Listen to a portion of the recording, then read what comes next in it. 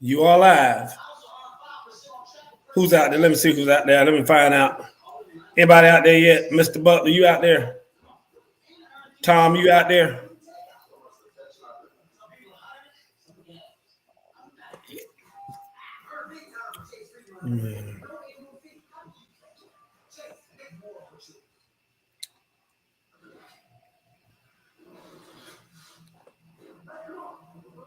Let's see.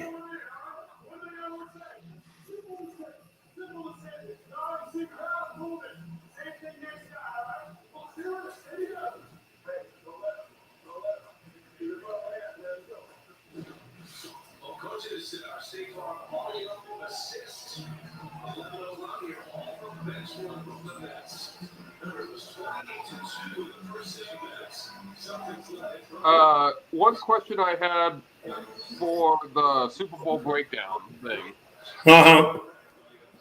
The way you set it out, is it, for an example, is it the Bengals offensive line versus the Rams offensive line? Yep. No, it's the offense versus defense. Okay, and so then it's Bengals wide receivers versus the secondary of the Rams and vice versa.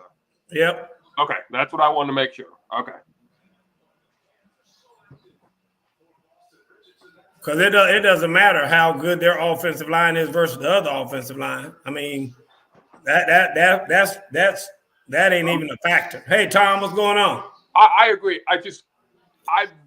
Being a Bengals fan, I've tried to read as much stuff as I can, and I have seen articles go that way, and I've seen articles go the other way. So I've read them all, and I just didn't know which way your question was trying to be phrased. So, what's going on, Tom? I appreciate last night. I enjoyed it. Had a good time. The movie wasn't so good. I mean, I gave it a 6, and Tom, I probably should have. If I was the kind of person who partakes in CBD and hemp and all that type of stuff, I probably should have did that before I went to watch that movie. Because I needed it. If you're going to watch that movie, you're going to need some of that. And if you've seen it yet, you know what I'm talking about. I ain't going to be a spoiler out here for anybody, but if you're going to go see that movie, it's probably better that you have something that'll intoxicate you in one way or another. No, Tom, pleasure seeing you. I love when you're up there and we're able to have conversation for at least a minute. Good man. Very good man. I appreciate you.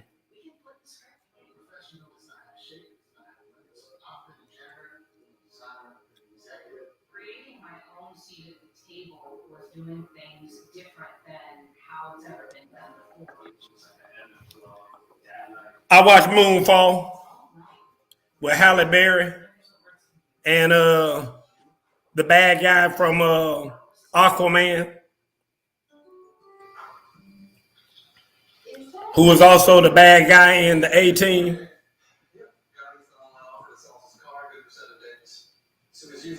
It was kind of interesting seeing him as a good guy, I guess. He does know that shop around means that other told him multiple times.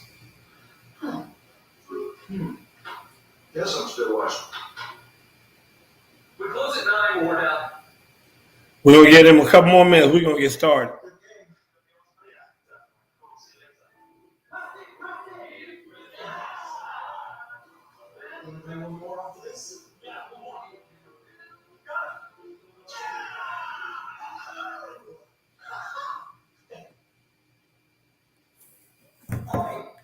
Next time, let me know before you buy tickets. So I might have passed. Thank you, Tom.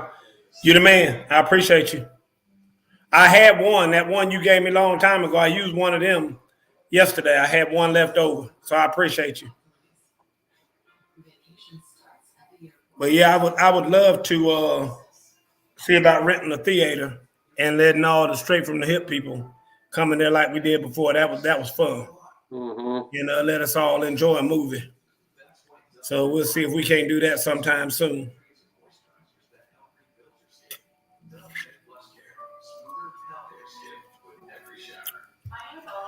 Travis, your daddy ain't even here. Where your daddy at today? I don't know where he's at.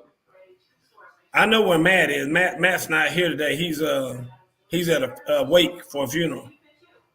Yeah, I don't know where Dad is. Because your dad normally the first one on here. Right. Beside Tom. Well, let's go ahead and get started, Travis, because we're gonna run out of time. Because Jason needs to have this on recording anyway. Yep.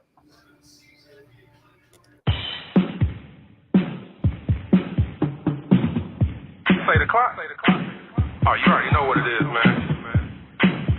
Ooh and J, they coming through. Straight, no chaser. Straight from the hip. Straight from the hip, don't need no script, just need a microphone. My man Coach Boo gon' take you to the entertainment zone.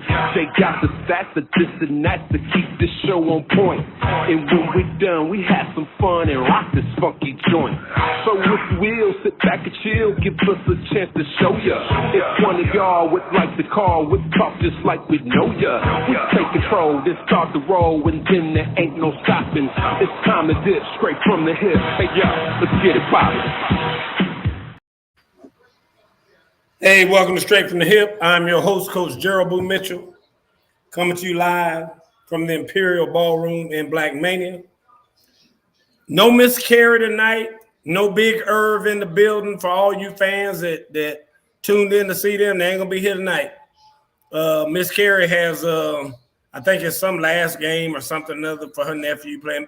I think tonight's pretty much the last regular season game for high school basketball all over Atlanta. So I know I was invited to go to Peachtree Ridge to watch North Gwinnett play Peachtree Ridge in their regular season finale tonight, and I didn't make it out there because I have to be here. And then, but anyway, like I said, we're live. Myself is here. Travis is here. Miss Carey, like I said, had to attend the basketball game. I think Irv is coaching basketball, and Jason is at track with his family. His girls are running track, doing very well, by the way. So it's just me and Travis in here. And we got to talk Super Bowl. And y'all know Travis is a diehard Cincinnati fan. So it's going to be all outside. I try to be as whatchamacallit as I can, as objective as I can about this and give y'all some good analysis. Travis just working on all this wish stuff. So anyway, we're going to try to see if we can make it through this. Whatever you say, Coach. So we will talk about, to start off with, we're going to talk about the game, and we're going to try to break this game down. And, you know how they always check off, like, who has the most checks of who's actually going against each other. So we're going to start off talking about the offensive line. We're going to talk about Cincinnati's offense versus the Rams' defense. Okay. So we got the offensive line from Cincinnati versus the defensive line of the Rams. So, Travis, I'm going to let you go ahead and say who wins that battle there. I know you're going to think I'm going to pick the Bengals for everything, but I'm not. This one is clear cut. It's not even obvious. It's not even a debate. I excuse myself. It is obvious. It's clearly the Rams. Aaron Donald may be the best player in the NFL, period. He's definitely the best defensive lineman in the league. Top 2 or 3 defensive player in the league, if not number 1 in that stat. He's fantastic. He's an all-pro, Hall of Famer, you name it. That's what he is. He's just an unbelievable player. Our offensive line, and yes, I'll say our again, Bengals fan, we're raggedy. It's a lot of it's all Joe Burrow coming up with unbelievable plays. They do their best, but they're pretty deficient right now. So it's not even close. I'm not even going to try and make an argument for the Bengals because one cannot be made. It's all the Rams all day long for the defensive line going up against the Bengals offensive line. Yeah, and I agree. I mean, like I said, we're not going to have much of a discussion here because it's clear cut that the defensive line for the Rams is superior. They built an all-star defensive line. When they got Von Miller, and you already got Aaron Donald on the inside, demanding a double team. and then you got Von Miller on the outside. Again, it's an absolute wash as far as the line is concerned now. But this is the same line that Cincinnati has played with all year, to their credit, and they've been able to somehow survive through it and get past it and whatnot. And Joe Burrow has been able to somehow create space or create time or do whatever he needs to do to get there. It will be interesting to see if he can do it against this stellar of a line and this big of a mismatch, Right. which I personally think is the biggest mismatch throughout the game. We're going to talk about other positions on both sides of the ball, but I think that this is probably the biggest mismatch. That's why I put it up front. I agree. Because, like I said, it's kind of a no-brainer. So, anyway, let's move down to the next one. We're going to talk about the Bengals receivers versus the secondary of the Rams. I know the Rams have Jalen Ramsey. He's fantastic, one of the best cornerbacks in the league. But as a whole, I think the Bengals have a top 2-3 receiving core in the NFL. We know Jamar Chase is absolutely fantastic, NFL Rookie of the Year, broke the rookie record for most receiving yards for a wide receiver in his rookie year. He's having an unbelievable season. T. Higgins is another 1,000-yard receiver, fantastic number 2. Tyler Boyd, 1,000-yard receiver. We have 3 different guys that have over 1,000 yards receiving, and 6, 7, 8 touchdowns each. All 3 of those guys could at least be number 2s, if not number 1s. I think T. Higgins could be a number 1 for some teams, but he's a fantastic number 2. I love our wide receiving core. I know the Rams have decent secondary, but they don't stack up with our receiving core. And if CJ Uzomah plays, because we're going to mesh him in with the receivers and pass catchers, he's a really good, pass catching tight end. Not the greatest blocker, but pass catching tight end. He's very, very, very good. I'll take the Bengals receiving core versus the Rams secondary. Yeah, I would disagree here. I think that and I love Jamar Chase. My son told me a long time ago, he said Jamar Chase is going to be the best receiver in the league. He's going to win the Rookie of the Year. And he's constantly reminded me that he predicted that, because he did before the season even started. He said Jamar Chase is going to be that guy. And he has turned into that guy. I don't know about him being the best in the game, but obviously he's had a great year and he's done very well. He was very pedestrian this last game, though. He was 6 for 54, which which is an anomaly for him. T. Higgins actually had more catches not more catches, but more yards. More yards, yeah. Both of them had 6 catches. So, like I said, it was very pedestrian, and I think that people watch this show. I'm telling you, watching this show now. I gave them the formula on how to do it. Put Jalen Ramsey on Higgins. Put your second best guy on Jamar Chase with the safety over the top, and then you shut down 2 people. And now you're going to have Boyd and hopefully Uzomah. I mean, they haven't said yet that he'll be ready to play or whatever. So, and he probably – go ahead. So last night they had a big Bengals rally at Paul Brown Stadium. He came out there, right, got on the stage, took his knee brace off, threw it out and got on the mic and said, I don't care what my knee says. I'm playing. There's no way I'm missing this game. I'm going to play. I hear you. Oh, I hear you. I'm agreeing with you. I don't know how healthy he's going to be. I think his injury wasn't nearly as bad as Tyler Higbee was. So I think he's going to be okay. Is he 100%? No, but he's going to play, and I think he's probably going to be like 50 to his uncle Joe Flasher just commented and said yes, he's going to play.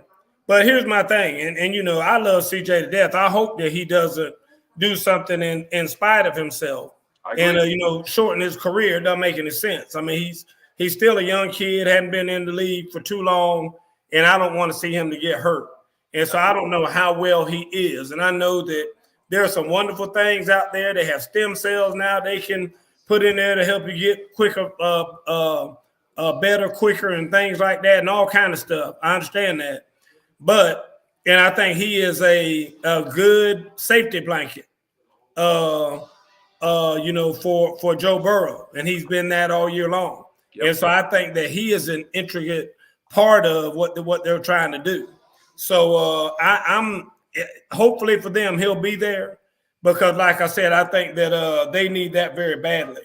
But going back to what I was saying, I think that you can do things like I said with doubling Chase, and then putting your best, putting Jalen Ramsey on number 2. That makes Boyd have to be the guy, or the guy coming out of the backfield trying to catch passes and things of that nature. And I don't know if they can survive on that. So I am going to give this a push. I'm gonna call this even between the two. I don't. I like the matchup. I just think that that's even myself. Running backs. Your running backs versus the linebackers of the Rams.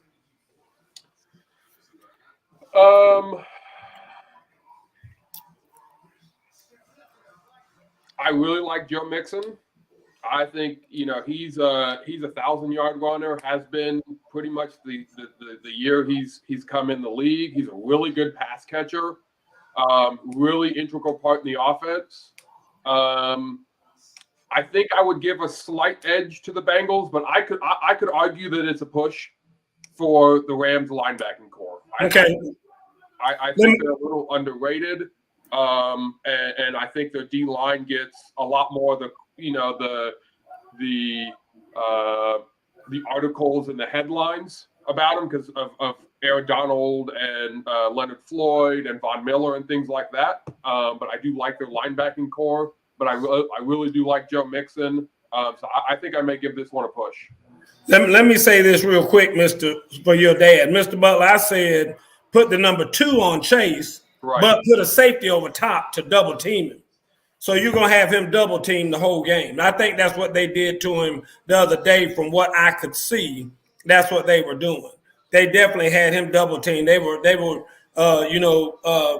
putting 2 guys on him the whole time. So we call it a vice. They were vicing him, where if the corner was on the outside, the safety played on the inside.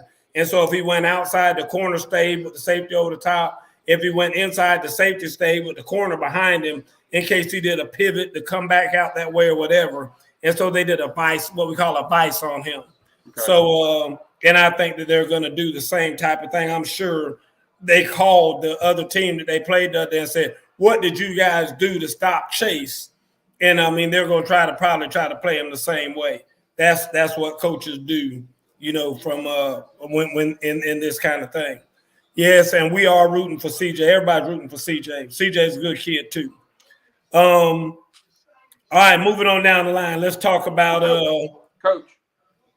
You didn't do your running back, Bengals running back versus. Oh, I'm sorry. Rams. I'm sorry. I actually gave the edge to Cincinnati. And I'm glad you stopped me on this. I like Mixon. I mean, the games that I've seen, he's explosive. He seems to be, very mild-mannered, unselfish, that kind of a thing. And I love seeing that, because I think as a running back especially, you have to keep your head in the game. And so he doesn't get, too out of kilter and things like that. I really have been impressed with him. And that's I actually gave that edge to Cincinnati, because I think that I don't know that he's a good receiver out of the backfield. He is. I don't know if they have a linebacker that can cover him out of the backfield. So he's going to be a problem with the right game plan. I could see him being a problem. So I actually gave that edge to Cincinnati. And actually, the backup running back is Samaje Perine, who also came from Oklahoma. Yeah. And he's a very good running back as well. He's a real good number 2. He can spell Mixon. He was the one that caught the 40-yard touchdown, the Bengals' first touchdown against the Chiefs. He's good. He can catch the ball. He can run pretty quickly. Like he's a good quality backup for any NFL team. So yeah, I thought there was a Perine that went to Miami. I thought for some reason he was out of Miami, but maybe I'm wrong.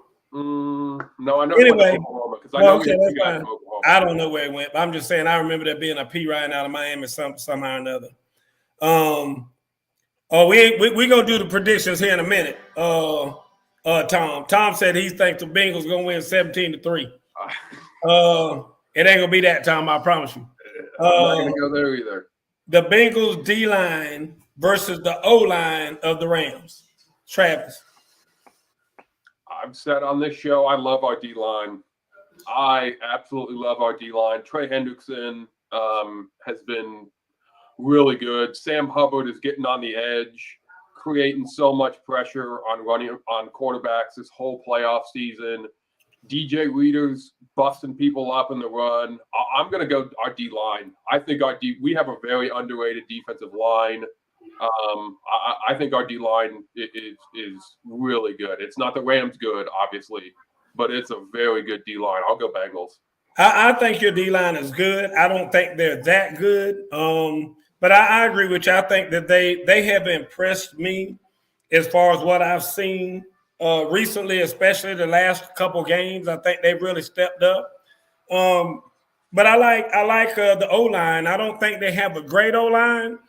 I think they have a decent O line to go up against you guys. I think they do a good enough job in protecting Matt Stafford, and they've gotten kind of used to the way Matt likes to work. He's not a Joe Burrow get outside the pocket and run guy. They kind of build the pocket and just kind of keep pushing people away to keep him in the pocket. Yep. And so they've done a very good job of that. So I'm gonna give this one a push. If anything, I would give this one to Cincinnati. I would give them the edge in this one. I think it's closer to a push, but if you say, well, you can't push on this one, you're going to have to choose one, I wouldn't hesitate to give it to Cincinnati. Okay. Cincinnati secondary versus the Rams receivers. Rams. I like our secondary, but that Rams receivers is, man, I'm sitting there looking at it. I don't know who's going to guard Kupp and Beckham and Jefferson and Higbee if he plays, or Blanton. I'm not too worried about Blanton, but he can do some things. I'll go Rams wide receivers passing game. Even though our secondary is very good and has a lot of experience on it, I'll go Rams receiving core on that one. Yeah, with Cooper Kupp winning the Triple Crown, yeah, and okay, he said this guy who there's another P Ryan that plays for the Jets that went to Florida. Okay, that I knew somebody was down there in Florida somewhere. But anyway, I think the receivers, with Kupp winning the Triple Crown and all of those things, it's kind of hard not to give this one to the Rams. So I'm definitely gonna go with the Rams. I do believe you'll see a little bit more of Odell Beckham in this game. I do too. Because I look for them to try to take Kupp away from him, which will hopefully free up like I said, Odell Beckham. It'll be interesting to see. But I think Jefferson, like you said, is very dangerous. To be a number 3 on this team, I'm not sure he's not the number 2. I think Odell might be the number 3 on this team. And like I said, I honestly believe that if you said that the Bengals have, a top 3 wide receiver core, I would say that this team has a top 2. So I think they're that damn good. I don't know of another team that can do anything with that. Speaking of receivers, though, I will say I heard today on the radio that today is Julio Jones' birthday. I did hear that. I was hoping Miss Hood would be on here so I could talk about her man and tell her for his birthday I'm giving his ass a present.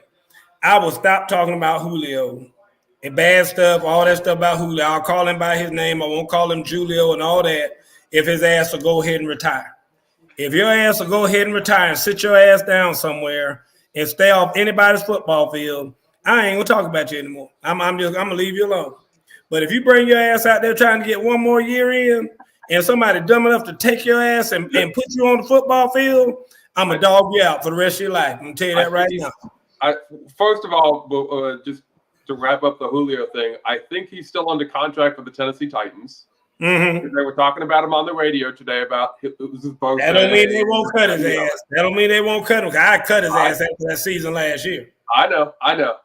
But to get back to the Super Bowl, when you look at the wide receiving core for the Bengals compared to the Rams, kind of player for player, I think it's almost a push. But who would you as a receiving core, let's just take the top 3 wide receivers, right? Chase versus Cup. Who would you take? Oh, I'm taking Chase. Okay. Ain't no doubt I'm taking Chase. Would you take Beckham or T. Higgins? I would take Beckham because at the end of the day, don't get me wrong, Beckham is probably closer to the end of his career, obviously, than the other kid. But at the end of the day, Beckham is a veteran, and Beckham knows a little bit more about the game, has more experience. And at some point, that comes into play in this thing. And we're going to talk about that in a few minutes when we talk about our overall pick or whatnot, because I think that's a big thing to understand. This is going to be a big moment. And I know you say, well, they stepped up their big moment and this, that, and the other. But when you get to a moment this big, I mean, it helps to have guys like Von Miller, who's been to a Super Bowl before. I agree. There's a lot of guys. I won't say a lot, but there's probably several people on that team who've at least been this far. Maybe didn't win it, whatnot. But like I said, at least been this far, including McVay. Who, like I said, has been here, done that. So we'll talk about that in a few minutes. But last one. So you're 1-1, right, on the wide receivers. Tyler Boyd or Van Jefferson? Again, I think both of them are young. Like I said, I think Jefferson's closer to me to being a number 2 than Boyd is. Like I said earlier, I said Odell Beckham is almost a number 3 in my book because I think that Jefferson is very close to being a number 2 because it's like when he can't find Kupp, I think he looks Jefferson more than he looks. Don't get me wrong, sometimes the play just built for Odell, right. And I'm sure he's targeted. But I think that, like I said, I think in Matthew Stafford's mind, which it doesn't matter what you or I think he's more of a Jefferson being the number 2 guy. So I would give a slight edge, not much. I would give a slight edge to Jefferson. That's why I think they're better than Cincinnati. Okay, that's fair. I think it's really close. I think you can tweak either one of those 3, right? What A, B, and C, and I think you can tweak the wide receiving core. I don't really think that either. I think, like I said, I think both of these teams have probably a top 3 wide receiving core. There's not too many teams that are going to be able to compete with these receivers on either one of these teams. So I agree totally. Finishing up with the big guys, let's talk about your linebackers, the Bengals linebackers versus the Rams running back. I really like. I'm going to go Bengals linebackers. I'm not and have never really been a fan of Cam Akers. He gets injured too much. Sony Michel's a 2. And we got 2 young guys in Logan Wilson and Davis. Jermaine Pratt, and then we got another guy named Davis. I can't remember his first name. But our linebacking core is very underrated. They make plays when they need to, and they're statistically one of the top tackling linebacking cores in the NFL. I think they're top 5 linebacking cores in tackles. So right. I would actually go our linebacking core. I'm going to go the other way. I'm going to tell you what, and I know Cam Akers has in the past been very injury prone and to me, I would even go so far as to say kind of unprofessional, kind of pouty and all that other stuff. I have not seen that. I've seen Cam Akers out there running the ball like a grown-ass man. Like he knows you don't get this far very often, and he's going to try to make the best of this moment. Not to mention Sony Michel. And again, talk about a kid with Super Bowl experience. Sony's been there. He's been to some Super Bowls. I know for sure 1, if not 2. Yep. Super Bowls I think he's been in. So, again, I think that's a big notch in the belt when you're talking about, getting the edge on somebody and whatnot. So there, I would look at their running backs winning. Here, what we're about to talk about now, we're going to talk about the quarterbacks because here's where everybody says this is the big matchup right here. This is what everybody's saying could be where the game is won or lost right here at quarterback. So Joe Burrow versus Matt Stafford. I've been on this show for multiple years about how much I dislike Matt Stafford. Now, he's shown out in these playoffs. I'll give him absolute credit on that. He's been spectacular in the playoffs, but I'm rolling with Joe Burrow. This guy's different. He's built different. He took 9 sacks and still is getting up every single play and just throwing laser beams to win games. He's different. He knows what he's doing. Joe Cool, Joe Burr, any nickname that they want to throw at him, it sticks. He's unbelievable. Former Heisman Trophy winner, former national championship winner. I'm going Joe Burrow. He's just different. He makes plays when plays have to be made. And he's done that in the playoffs all 3 games. When a play has to be made for the Bengals, he's the one that's done it. So I'm riding with Joe Burrow. Yeah, I'm here's my thing. I like Joe Burrow. I think he is don't get me wrong. I don't glorify these young quarterbacks because they look good for a year or two, and then they start smelling themselves like Baker Mayfield, and now he's just a doggone dumpster fire. I know. And so, like I said, I'm not going to glorify Joe Burrow to that degree. I do like him as a young quarterback. I think that he is one to watch, in the years to come. He seems to be on another level, and I hope that, in the years to come, he will continue to show that. Matthew Stafford, on the other hand, is a guy who's been through it. He's been in the league for a long time. You say, well, he played on a terrible team, which he did.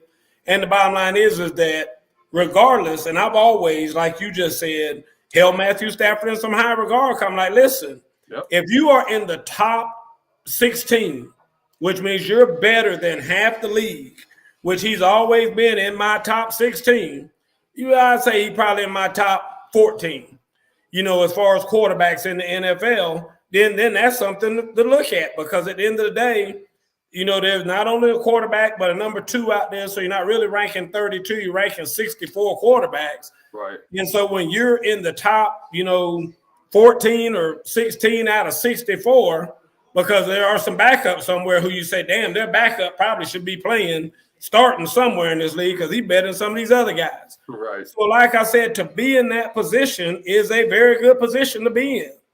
And so now, obviously this year he's played better than maybe being the 14th best in the league this year. He might have been in the top 10 this year. And then you bring in that thing that he does have experience. He's been in the league for a long time. Hey, Ms. Peavy, good to see you. But like I said, he's been in the league for a long time. And I think that, again, that adds some value that I don't think people ever want to give it. You have to look at that and give something to experience as far as, being in this league for as long as he has. So with that being said, I'm giving it a push with these guys because, again, you got a young gunslinger, and I'm not taking anything away. And I don't want anybody to think I'm taking anything away from Joe Burrow because, again, I think to give him a push, only having been in the league for a couple of years, and now you got damn Matthew Stafford has been in here for 16 or however many damn years he's been in here. You kidding me? Right. I mean, to say that he is equal to Matthew Stafford. Matthew Stafford been doing this for 16 years. You've been doing it for 2? One. One. I'm sorry, for 1? Yeah, I'm sorry, for 1. Because he got injured last year, right? Like, let's all remember that too. So exactly, he had a half a season last year. That makes it crazy for me. I mean, to even open my mouth and say that, because I don't have any respect. If you ain't been in this league for 5 years, dude, you just, you still in diapers as far as I'm concerned. So you ain't even crawling and walking yet.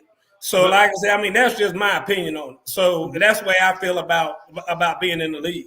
The thing about Stafford that has always given me pause, and we've seen it in these playoffs, because he does it every game. He will throw 1 or 2 passes that you just sit there and you go, what are you doing? And 90% of the time it's an interception, right? I hear you. He did it against the Bucks. He threw the one interception against the 49ers. He just lofted up there. And if the safety for the 49ers or the quarterback for the 49ers had any hands in the world, the 49ers would be playing in the Super Bowl right now. He should have never thrown that pass. Yeah. But he does that in every single game. You can always count on one or two passes. Just you're looking at him going, what are you doing? And the defensive team, the Bengals in this case, need to capitalize and get those interceptions because he'll give them to you. And that's what I don't like about Stafford. I agree. Here's my thing, and I'll say this. I wouldn't say that if that guy had caught that ball, that San Francisco would still be playing because Jimmy G would have thrown damn interception right back. I mean, that's where I am with that because Jimmy G's terrible. And you know how many times I've spoken out about that on this show and everything else. Didn't like him as our quarterback, whatever. So, and I hear what you're saying, but I'm like I said, I'm a ride with Stafford here. I think that he hears the clock ticking, and, I'm not saying that, again, I think it's a push, but I'm saying I think he does well this game. I don't think he makes those kind of mistakes. I think he settles down.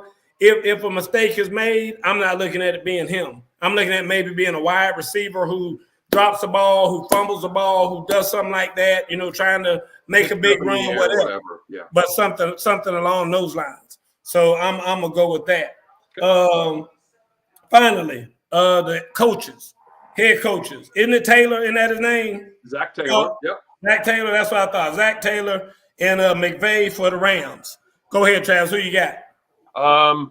Only because of experience, and he's been there before. Now, Zach Taylor was his assistant, but again, that's an assistant compared to a head coach. I'll give it to McVay for the fact that he's been in this position. He was a head coach when they went to the Super Bowl a few years ago, so I'll give it to McVay.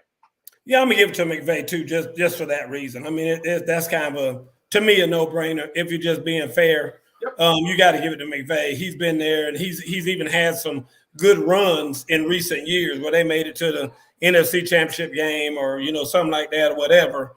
And so he's been that guy. And now basically he's assembled an all-star team. And him and the GM, don't get me wrong, I know that the front office had something to do with it too. But he's coaching what is basically an all-star team, in my opinion. So Travis, real quick before I want to about McVay though, I will say similar to Stafford though, his in-game adjustments and how he coaches in very, very big games leave a lot to be desired in my eyes. Right now, Taylor hasn't been there. McVay has, and a lot of times he does some dumb plays, just like Stafford throws some dumb passes. So McVay does things, and he outthinks himself almost. So he needs to watch out for that because again, this is the Super Bowl, and one play can literally change this game. I agree. This is my thing. The dumbest play in the world. Well, he's not calling the plays, though. You know that he got somebody calling the play, but I think it's what you allow. Because like I said, I think he allows for dumb plays to be called. And, you need to be at least on the headset with the guy calling the plays. And when he says, all right, let's go with this right, he said, no, I don't want that. Right. I do not want a screen right here. Give me something else. And that damn offensive coordinator be ready to go with plan B, and that kind of thing. Or say, no, I don't want that here. I don't want a deep ball down the middle. I got a feeling they're going to drop back in cover 3, and I don't want a deep ball right here. Give me something, that type of thing where you're not actually calling the plays, but you are monitoring and listening. And then, you every now and then have to go in there and check the play call and be like, don't do that. Or, if like dumbass calls an all-out blitz like the 49ers did, and then you got a damn safety covering Cooper Kupp and, that kind of thing, you have to veto that and say, no, sir, we're not doing that right here. No, sir, we're not doing that. I think those kind of things are really necessary from a coach in that position. So that being said, Travis, give me your analysis. Who's going to win this game? I said it last week. I'm going to be a little homer on this one, but that's okay. I'm going with the Bengals. I just have a gut feeling Burrow is going to have a fantastic game. This is going to be, I don't want to say. Hey, I need all y'all who are listening to write who y'all think is going to win while we're talking about Absolutely. Everyone give it. And I'll shout out to everybody what y'all are saying in the chat. I'm not going to say this is Joe Burrow's coming out party because I think everyone in the league already knows about him, but he could take over. I even read an article today saying if Joe Burrow wins this, he could be the face of the NFL because of everything that he's done. I'm going with the Bengals and a few other lame reasons, right? Chinese New Year this year, year of the Tiger. 2022 is the year of the Tiger. Go Bengals. Mm-hmm. Yeah. The Simpsons actually predicted the Bengals would beat the Rams in a Super Bowl. So the Simpsons picked the Bengals, and they're typically never wrong either. So, go Bengals. I just think we're going to find a way to do it. Joe Burrow is just going to have a good game. And I think it's going to be a fairly high-scoring game. You see what Tom said? Yeah. Tom said, WTF, Travis. I hear you, Tom. I'm with you, Tom. I'm listening to him, too. Ray Miller, what you say? Everything on paper says Rams. Rams will win, so he says, so bet on the Bengals. Yeah. I hear you, Ray Miller. All right, let me give you you're coming over to the Super Bowl party, Ray. Come on. Let me give you my analysis on this. Here's my deal. And guys, I do the same thing with my kids. I don't ever lie to my kids. My players. I say, listen, here's the deal. If we're playing a weak team, I say, y'all should beat this team. Y'all should beat them by at least 2 touchdowns. If you go in there thinking that and play that way, you're going to lose. Because they're just waiting for you guys to slip on a banana peel, and then they're going to win this game. So therefore, blah, blah, blah, blah, blah. That's if I think that we're truly favored and better than a team. If I think we're equal with the team, I'll say, I think this is an evenly matched game. So the team that makes the least amount of mistakes, the team who takes care of the football, doesn't fumble it, doesn't have turnovers, has the least amount of turnovers, going to be the team that's going to win. I don't lie to them. If we are outmatched, I will tell them, you guys are outmatched today. I'm just going to tell you that right now. If they play as good as they play and you play as good as you play, you're going to lose. So the bottom line is that you have to play your best game, and we have to hope that they slip up and don't play their best game in order for us to win. It's that simple. Because the bottom line is when you do that and you're that way with your kids, they trust you because they know you're not going to lie to them. And I don't lie to my kids. I don't care what any other coach on the team is saying. I tell them, your only chance of winning this game is playing your very best and hoping that they don't. And I feel like that's what's going on in this Super Bowl. If the Rams come out there and play their very best, I don't know that Cincinnati can beat them. If the Rams come out there and don't play their very best and Cincinnati does play their very best, I think that Cincinnati can win the game. So I honestly believe, and I tell my kids this all the time, it is in our power. And if I was coaching the Rams, I would tell them this. All you got to do is go out there and play your best, everybody. If we play our best and they play their best, we win. If you don't go out there and play your best, then you leaving the door open because they can beat you if you don't go out there and play your very best. The Rams have assembled a damn all-star team. This is the closest thing to an all-star team I've seen in a long time. When you look at Matthew Stafford and then you look at the defensive line, you got Von Miller, you got Odell Beckham, you got Cooper Kupp, you got, Jalen Ramsey, you got everybody. It's just a damn all-star team. We talk about the Nets. I'm up sitting there watching the Brooklyn Nets now. And you got, KD and all these superstars and Harden and it's crazy. And that's what you basically got in the form of a football team in LA. So again, I think they can be beat though. Go out there fumbling the ball. Go out there Matthew Stafford throwing the ball away. Go out there Tim McVay making dumb calls and dumb decisions, trying to do fake punts and getting caught by them and that kind of stuff, trying to show how cute you are as a head coach and all that other stuff, get your ass beat. But I honestly believe that's what you're going to see in this game. If God help you, if you let Aaron Donald get off to a great start in this game. If he starts going up the middle and causing havoc and sacking Joe Burrow, I think you might be in for a long night. So hopefully you cannot let them get the momentum. Because if they get the momentum and start steamrolling, going to be a long night for you.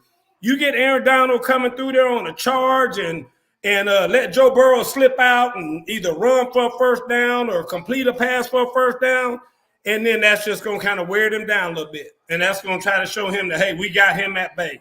So that's what I believe is going to be as far as this game is concerned. I do think that the LA is going to win the game. I'm going to say LA by 3. I want to say LA really by 6, but I'll say 3. Miss Who, we talked about your boyfriend Julio. I said I was going to leave him alone. Today's his birthday. I don't know if you know that. Now, maybe you do know it's his birthday. That's why you late being on this show, because you and Julio been out doing that thing that y'all do. But anyway, we'll talk about that later. But as far as the game, I'm going to give the Rams. I'm going to say Rams by 3, even though I think it's going to be more like 6. But I'm going to say Rams by 3, and we'll go there. Tyler Phelps said, agreed, Donald and Miller dominate, he said. Yep. I think if the Bengals can keep it close to halftime, if it's tied, hell, if they're winning at halftime, you better watch out, because we're one of the best teams to making second half adjustments. You saw what we did against Kansas City. We did the same thing against Tennessee. We did the same thing against the Raiders. Our second half adjustments are very, very good.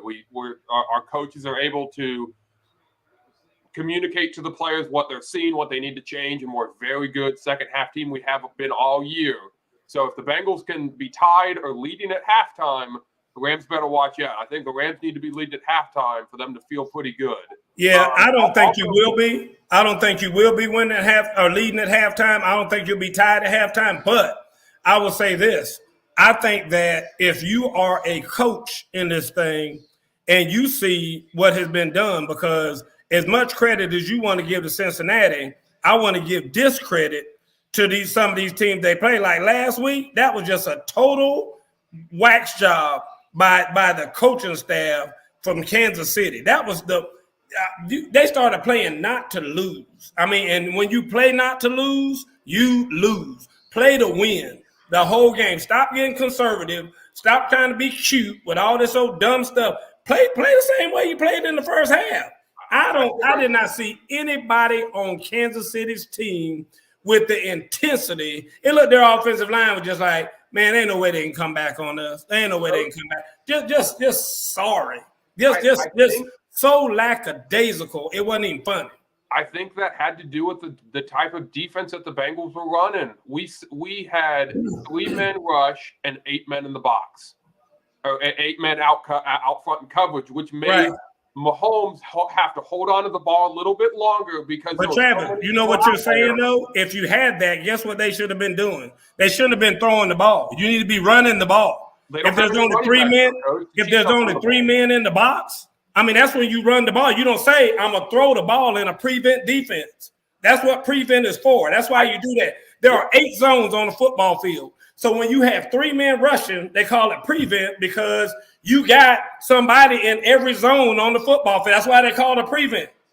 So that you got the curl, the flat, the middle, the curl, and the flat. That's it. You got 5 underneath zones. You got 3 deep zones. So therefore, that's why they call it a prevent. You got a man sitting in every zone on the football field. What the hell are you trying to throw the football for? Run the damn ball, get 3.5 yards. I don't give a shit if you run the quarterback. Let it be just a quarterback power. Let him run behind the damn running back like they do all the time with Mahomes anyway. Let him carry the ball. All you need to do is average 3.5 yards of play. You get 3.5 yards plus 3.5 is 7. Plus 3.5 again is 10.5. First down. That's all you have to do. I agree. I don't want to hear about Mahomes throwing the ball and y'all being so smart that you played prevent defense. The dumbasses shouldn't have been trying to throw the damn ball. He shouldn't be back there getting sacked because he can't find anybody. Of course you're not going to find anybody because your ass should be running the ball, Andy Reid. What the hell are y'all doing, Eric Bieniemy? I mean, like I said, it was the dumbest ass play calling I've ever seen in my life. I don't want to hear about y'all making these great adjustments and all that. It was a whack job by the damn coaching staff trying to throw the ball against prevent defense. Who can't look out there and see that there are only 3 guys rushing? I mean, are you kidding me? Run the damn football. Anyway, now that I got that off my chest, I've been waiting for that for about a week now. Get that off my chest. I can tell. That was ridiculous. I mean, it was just terrible. Terrible. Speaking of coaching, we're going to flip the script here a little bit and talk about real quick. We got 10 minutes left. Yep. Coach hirings in the NFL. Guys, you know, it's a lot going on. Thank you, Tom. Tom said Helen Keller. There you go, Tom. Joe Fleischer said, love it, Coach. I know, Joe, but you know, the people who know football know what the hell I'm talking about. And I mean, I hate seeing it. And everybody can talk about, oh, these were the greatest games. Oh, my God, these are the greatest games I've ever seen in my life. You know what made them great? Dumbass coaching. I can go back and show you on every game this playoff season some dumbass coaching at the end of a game that caused this shit. And that's what caused the game to be so close or caused the game to be a nail biter and all this other kind of stuff. Because you had some dumbass coaching in there in just about every game this damn playoff season where people know football looking at like, what the hell is that? On offense and defense. We just like, you got 3 people rushing right now, and you trying to throw the ball. Why? Because you trying to show how smart you are? Are you kidding me? Have the quarterback go back and run a quarterback draw. 3 people are rushing. All these other people falling back in their zone. So all I got to do is go back like this, let the fullback or my tailback, whoever you got in the game, run in front of me. I follow him. I guarantee you're going to get 3.5 yards every damn play. And, I mean, they never did it. I just see him do it one time, not one. I mean, it's just a travesty. And you sit up there trying to throw the ball and wonder why he's getting interception, and then you want to blame it on him, blame it on the quarterback? I mean, are you kidding me? That's just stupid. So, anyway, that's it. We talking about coach hirings. Yep. Guys, I heard something the other day, and I'm glad Stephen A. Smith said it. You know, they're saying in Dallas. Let's talk about it in Dallas. Jerry Jones, being Jerry Jones, came out and said, you know, that basically there's a coach in waiting with Dan Quinn. Dan Quinn, now the defensive coordinator, is kind of coach in waiting so that when they do eventually fire, what's the name? Who's the coach there now? Mike McCarthy. Mike McCarthy, thank you. When they fire McCarthy, they've already got a coach in waiting. And Stephen A. Smith said it. That's a violation of the Rooney Rule right there. Because you've already got a coach in waiting. So guess what they do? They're going to get Marvin Lewis to come through there. Yep. Marvin Lewis. Rooney Rule, Marvin Lewis. I told Jason, Marvin Lewis gets 3 new suits every year because he knows he's going to be interviewing. And he takes the whole month of February, March, April. He takes January through April. He blocks it off on his calendar because he knows he's going to be invited by every NFL team who doesn't have a coach. They're going to come in there and they're going to wine him and dine him and talk to him and feed him real good and lick him up and take him to dinner and all that because they know good and damn well they ain't going to hire him. But they need to be able to say they interviewed a black coach, and they always seem to get Marvin Lewis to do it. And or they'll get somebody else like that. It's a travesty when they know good and damn well they're going to hire Dan Quinn. The man already told you Dan Quinn is a coach in waiting. They said that about Josh McDaniel out there in Bill Belichick, New England Patriots. They were saying for the longest time, when Bill Belichick steps down, Josh McDaniel's going to be the guy. Yep. Josh McDaniel's going to be the guy. Yep. What about the Rooney Rule? What about you supposed to be considering, not just interviewing, considering taking into consideration some of these other folks?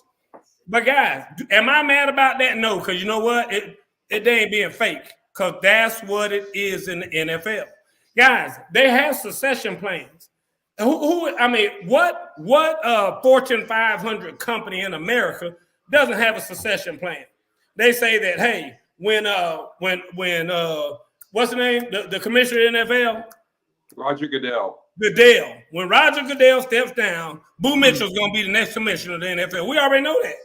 Everybody knows that. So they know I'm going to be the next commissioner of the NFL. They're not going to look at anybody else. It's going to be me. And that's what I'm trying to say. People have this $1 billion industry. They have succession plans for when somebody steps down. people will say, hey, we are targeting Sean, what's his name? Peyton. Just left everybody's targeting him right now to be the next head coach. So they're already trying to grease him up and talk to him and set the depth chart where, to get the team comprised with what he wants and what he would want or whatever the case may be, those kind of things. And that's what they do. So I don't necessarily have a problem with that, but I'm just saying admit it. Admit that's what you're doing. And stop pretending like that's not what you're doing. And saying, oh, no, yeah, we brought in 6 black guys and 3 Chinese guys and 4 Arabic guys. And, we did the whole spectrum. Brought in a lady. We even interviewed a lady. We thought we might get no hell you didn't. No, you did not. You didn't think about you was going to give that lady that position whatsoever. You just wanted to say that you interviewed her. So now the NFL has hired some new coaches. Got one dude for the Houston Texans. I wish you had a picture you could put up of him, Travis. Lord have mercy. If that dude is black, I think somebody finally said his grandmama on one side of his family is half black. The Texans hired Lovie Smith. You're talking about the Dolphins. I'm sorry, Lovie Smith. Who was the one I'm talking about then? You're talking about the Dolphins guy. The Dolphins. Thank you. The Dolphins. That's right. Texans did get Lovie Smith. The Dolphins head coach, they said his grandmama on his daddy's side was half black or something. That boy don't look no more black than Travis does. I mean, it's just, I'm just sitting there like, for real. I mean, for that guy to go around saying that he's black, he better not come up in my face and tell me he's black.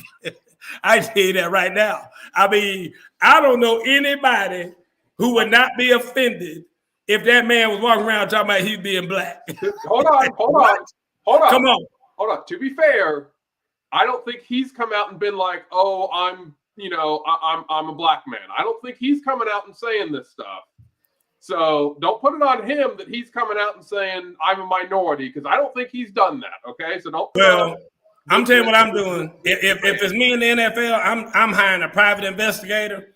I want to see if he's gotten any kind of minority loans. I want to see if he's gotten anything by saying that he's black. Because at the end of the day, that joke ain't no more black than I am Chinese. I'm just going to tell you that right now. So, I mean, for him to say he's black, I may well say I'm Asian. I'm sure some in there somewhere. Or I'm Indian. I'm American Indian. I mean, dude, I'm just telling you. And that's why today in the chat, Travis, I asked, because I was driving at the time, I said, can somebody please send me a picture? I want to see what he looks like. I saw that picture. I like, what in the hell is this? And then somebody later put in a thing that said, I went on the internet, and they had circled a little thing that said his grandmama on his daddy's side or something was black. And so that's what makes him black. And if that's what the NFL has to do to say they hire black coaches, they may well let Travis be a coach in the NFL. That's all I'm saying is say that he's a black coach in the NFL. That is really, really sad. I mean, it is. I'm sorry. What Miss Peavy say? I didn't see Miss Peavy. Did Miss Peavy say something? I didn't see Miss Peavy. Oh, they said Miss Peavy has some explaining to do. That's what Joe Fleischer said. Yeah, I don't see anything from Miss Peavy. Thank you, Ray. I appreciate you correcting me. I went off on a little tirade right there. But we do at least have some coaches who have been, the Saints hired, I think, from within. Yep, I think Dennis they hired one of their coordinators or something. Dennis Allen. And turned him. Yeah, he's white. He definitely white. I don't think he's going around anything saying he's anything but white. So my question is, real quick, because we only got a few minutes, how are you going to fix the Rooney Rule? And we'll talk about this on the next show. Because the Rooney Rule ain't doing nothing. I mean, in my opinion, the Rooney Rule needs to just be modified or I think it needs to be turned into somewhere you can't even call it the Rooney Rule anymore. Because the Rooney Rule has become a joke, basically, in my opinion. I think you need to come with some kind of tougher rule with some sanctions behind it and everything else. Like, I don't know. It's got to be something better than what it is now. And I'm not trying to tell anybody you have to hire or you have to do this or do that or whatever. I don't know that that's fair either. Right. So I don't know what the answer is. I don't. I'm not going to sit up here and profess to you that I know what the answer is. But I think we need to do something. I was thinking about this, because I know we had talked about it last week, and you had brought up, we're probably going to talk about it. I spent all week kind of thinking, how do you fix the Rooney Rule? I still don't know what to do. I know. I still don't know how you fix it. Well, Travis, we're gonna put that on hold for next week because it's a big subject. I'm gonna say this because Tom just reminded me. Did anybody see the Pro Bowl? Guy, was that not the biggest joke you've ever seen in your life? Did anybody see the Pro Bowl? I need somebody to raise a hand if they saw the Pro Bowl. Ray Miller, I need somebody. Joe Fleischer, did anybody see the Pro Bowl? Dude, I watched it for about 5 minutes. Even the announcer said, why are they not taking the guys to the ground? He said, when did they start that? He said, they're not even tackling the guys. I mean, it was the worst. Thank you, Ray. It was the worst absolute trade. It wasn't even football. I mean, I would rather them just go out there in shorts and a T-shirt and play flag football than do that. And that way you let the linemen go out for passes and run around and have fun. Because that was bullshit. Excuse my language. What I watched the other day. Yes, Travis. I did actually watch the pregame to the Pro Bowl because there wasn't anything on. And they had the something flag football championship games on ESPN. Right. Yeah. That was more entertaining than the Pro Bowl was. I know. Dude, that was actually fun to watch. When I saw Dalvin Cook take a handoff and just hit up in the hole and kind of bounce a couple times, the guys touch him, and he just stopped and then threw the ball to the referee. I'm like, what is that? I mean, is that what I came to do? Somebody need to get my money back. I mean, I would have been demanding my money back. I'd have been like, hell no. That's not even football. It was, if you can, get a copy of it and watch what I'm talking about. It was terrible. Wasn't it, Joe? It was just awful. Looked like two-hand touch. I hear you, Miss Hood. I think they should stop the Pro Bowl. Make people all-pro. Give them their bonus money for being all-pro. Let them do all that, but don't play a game. Just don't play a padded game because there's no need to have pads on.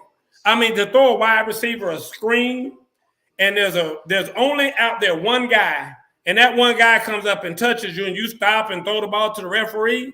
I mean, that's what that's for. He normally won't tackle you one-on-one. Break the tackle and go.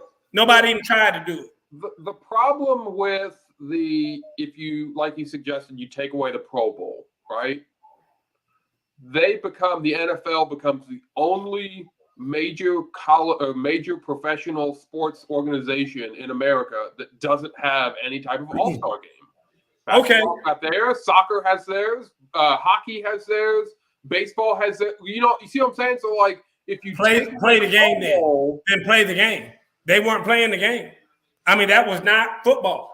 That was no. At least basketball. I know nobody plays defense, but it's not like they're just shooting the ball, and if it goes in the hole, it doesn't go in the hole. Either way, they say they got 2 points and just run back down the court.